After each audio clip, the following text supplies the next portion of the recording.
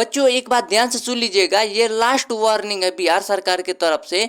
और ये स्कॉलरशिप जो बिहार सरकार देती है, इस वीडियो को यदि आपने स्किप कर दिया तो शायद वो स्कॉलरशिप आपको ना मिले, और इसके पूरे पूरे चांसेस भी हैं कि आपको नहीं मिलेंगे, क्योंकि इसके बाद आपका कोई भी चांस नहीं दिया जाएगा। ये लास्ट चांस है। कब तक है ये भी बताएंगे, और क्या प्रॉब्लम है वो भी बताएंगे, सॉल्यूशन क्या है ये भी बताएंगे। और यदि इस वीडियो को आपने स्किप कर दिया ना तो पूरे पूरे चांस है कि आपकी स्कॉलरशिप नहीं आएगी। तो बिहार सरकार द्वारा दी जाने वाली इस वार्निंग को आप लोग हल्के में मत लीजिएगा।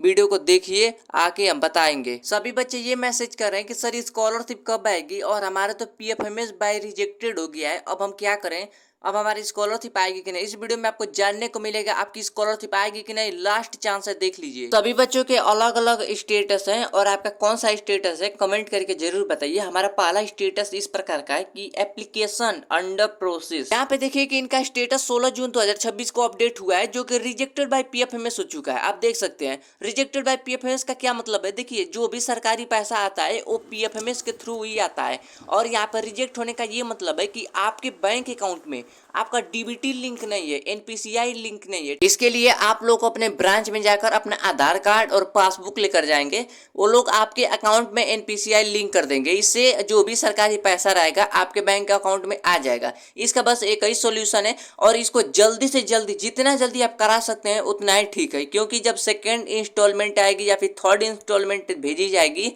तो आपका पेमेंट आने के चांसेस रहेंगे। यहाँ पे आप देख सकते हैं कि आपका आधार वेरीफाइड तो है, आधार सीडेड, यहाँ पे भी यस भी है, मतलब कि आपका पीएफएमएस लिंक भी है, आधार कार्ड वेरीफाइड भी है। अब आगे की प्रक्रिया मान के चलिए कि जो 10th 12th के मार्कशीट हो गए, मतलब जिस क्लास का ये फॉर्म है उस क्लास के अकॉर्डिंग जो भी डॉक्यूमेंट्स हैं उनसे वेरिफिकेशन चलेगा, और इनकम सर्टिफिकेट, कास्ट सर्टिफिकेट, इस तरीके से, ठीक ना। तो आगे आपका पैसा आ सकता है। इस वाले स्टेटस को ध्यान से देख लीजिए कि आधार वेरीफाइड यस, मतलब कि यहाँ पे आधार कार्ड तो आप लोगों का सही है, आधार कार्ड का नंबर सही है।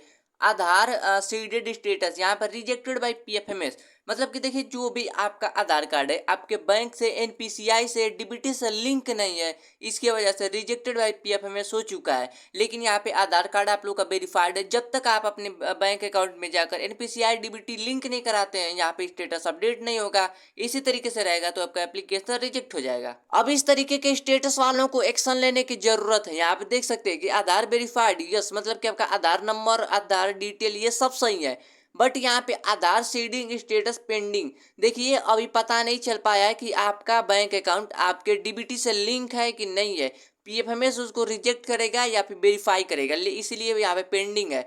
यहाँ पे अब एक काम करिएगा, अपने ब्रांच में जाकर एक बार कंफर्म करिए कि आपका एनपीसीआई से लिंक है कि नहीं है। नहीं है तो करा लीजिए। यहाँ पे देखिए कि जो भी बच्चा रिजेक्टेड बाय पीएफएमएस प्रॉब्लम को फेस कर रहा है, मान के चलिए कि उसके सभी डिटेल एकदम एक्यूरेट सही है, तभी यहाँ तक पहुंचा है। बस लास्ट स्टेप में जब पेमेंट आने वाला था तभी पीएफएमएस को रिजेक्ट कर दिया, इसलिए कि आपका एनपीसीआई लिंक नहीं है। जल्दी जाकर लिंक कराइए तभी स्कॉलरशिप आएगी। यहाँ पे भी आप देख सकते हो कि 2 जून 2026 को इनका स्टेटस अपडेट हुआ है, स्कॉलरशिप अप्लाई हुआ है, बट आधार कार्ड वेरीफाइड है। यहाँ पे देख सकते हो फाइनलिस्ट स्टेटस, मतलब कि नो, यहाँ पे फाइनल नो हुआ है। और यहाँ पे इनका भी पीएफएमएस ने रिजेक्ट कर दिया है, तो इनका भी स्कॉलरशिप अब नहीं आएगी जब तक ये अपना एनपीसीआई से लिंक नहीं कराएंगे।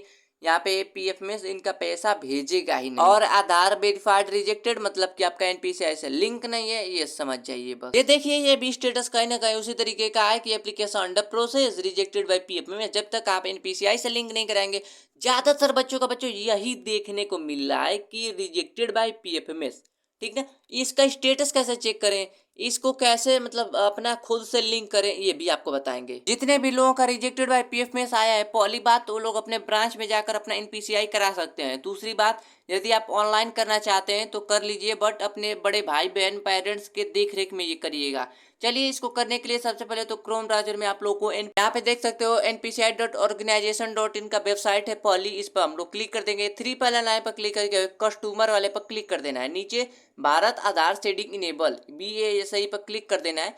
अब देखिए बच्चों यहाँ पे थोड़ा सा लोडिंग होगा। यहाँ पे देखिए बच्चों, यहाँ पे पहले तो आप लोग चेक कर लीजिएगा कि मेरा आधार कार्ड किसी बैंक में एनपीसीआई से लिंक है कि नहीं है, ठीक है। उसके लिए आधार मैप्ड स्टेटस पर क्लिक करके आधार नंबर यहाँ पे आप लोग को एंटर करना होगा। कैप्चर कोड टाइप करने के बाद सबमिट पर क्लिक करिएगा, आपके आधार कार्ड से रजिस्टर मोबाइल नंबर ओटीपी चला जाएगा। यहाँ पे डालकर सबमिट कर दीजिएगा, पता चल जाएगा कि आपका आधार कार्ड एनपीसीआई से लिंक है कि नहीं है, यदि है तो किस बैंक अकाउंट में है। यदि आपका आधार कार्ड एनपीसीआई से लिंक नहीं है तो आपको आधार सीडिंग डीसीडिंग पर क्लिक करना है। यहाँ पे भी आप लोग को अपना आधार कार्ड का नंबर टाइप करके सीडिंग पर क्लिक करिएगा, आपका बैंक कौन सा है यहाँ पे चूज कर लीजिए। उसके बाद यहाँ पे आप लोग को फ्रेश सीडिंग कर रहे हैं तो फ्रेश सीडिंग मतलब अभी तक कोई भी बैंक से आप लोग का आधार कार्ड लिंक नहीं तो फ्रेश सीडिंग करेंगे। अपना अकाउंट नंबर यहाँ पे टाइप करेंगे, कंफर्मेशन में भी वही टाइप करेंगे। यहाँ पे चेक बॉक्स पर क्लिक करिएगा, उसके बाद नीचे स्क्रॉल करके आप लोग ये पढ़ भी सकते हो। उसके बाद यहाँ पे कैप्चर कोड टाइप करना है। अब यहाँ पे आप लोग को सबमिट पर क्लिक करना है। उसके बाद टर्म एंड कंडीशन खुल जाएगा, इसको आप लोग जरूर पढ़ लीजिए। एग्री एंड कंटिन्यू पर क्लिक करिएगा, आपके आधार कार्ड से रजिस्टर मोबाइल नंबर ओटीपी चला जाएगा, उसको यहाँ पे टाइप करके कन्फर्म पर क्लिक करिएगा। 24 से 48 घंटों के अंदर आप लोगों का बैंक अकाउंट आप लोगों के आधार कार्ड से लिंक हो जाएगा, एनपीसीआई हो जाएगा और आप लोगों का वहाँ पे स्टेटस अपडेट हो जाएगा।